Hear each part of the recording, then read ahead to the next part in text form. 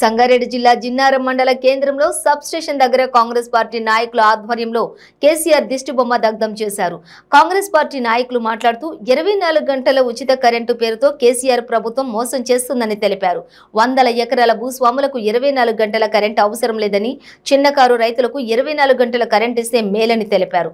అసలు కేసీఆర్ ప్రభుత్వానికి చిత్తశుద్ధి ఉంటే ఇటు రాష్ట్రంలో అటు కేంద్రంలో అధికారం లేని కాంగ్రెస్ నాయకుడు రేవంత్ రెడ్డి దిష్టిబొమ్మ దహనం చేయడం సిగ్గుమాలిన చర్యని తెలిపారు.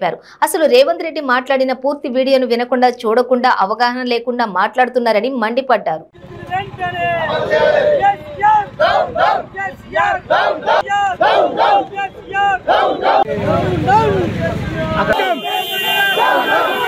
పార్టీ ఏదైతే ప్రోగ్రామ్ రేవంత్ రెడ్డి గారు ఇచ్చిండ్రు ఆ ప్రోగ్రామ్ కు పెద్దలు గౌరవనీయులు మన 4 నెలల తర్వాత గెలిచినామని అనుకుంటలేము. ఇప్పుడే గెలిచినాం, ఎందుకంటే ఇప్పుడే గెలిచినాం. గెలుపు అనేది టీఆర్ఎస్ పార్టీలో చెప్పారు. ఎందుకంటే వాళ్ళు బీజేపీ మీద కొట్లాడాలి అని కొట్లాడితే, కాంగ్రెస్ పార్టీ మేము ప్రతిపక్షం ఉన్నామా మా మీద కొట్లాడమంటే మేము తీసుమార్కాలా మీరు చూడగాలంటే తెలిసిపోయింది.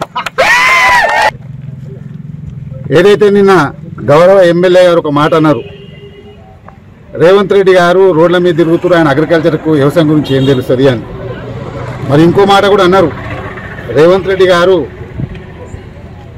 ముక్కు నేలకు రాసి రైతులకు సమాధానం చెప్పాలని. నేను అడుగుతున్న ఎమ్మెల్యే గారిని, గౌరవ ఎమ్మెల్యే గారిని, మళ్ళీ రైతులు రుణమాఫీ చేస్తామని 1,00,000 రూపాయలు రుణమాఫీ చెప్తామని ముఖ్యమంత్రి మళ్ళీ ఎన్నిసార్లు రోడ్ల మీద నేలకు ముక్కు రాయాలని ఒకసారి చెప్పు ఎమ్మెల్యే గారు.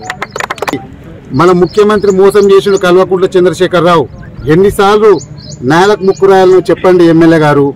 మొత్తం మోసం చేసినటువంటి కల్వకుంట్ల చంద్రశేఖరరావు గారు ఎన్నిసార్లు రోడ్ల మీద ముక్కు నేలకు రాయాలని చెప్పండి ఎమ్మెల్యే గారు.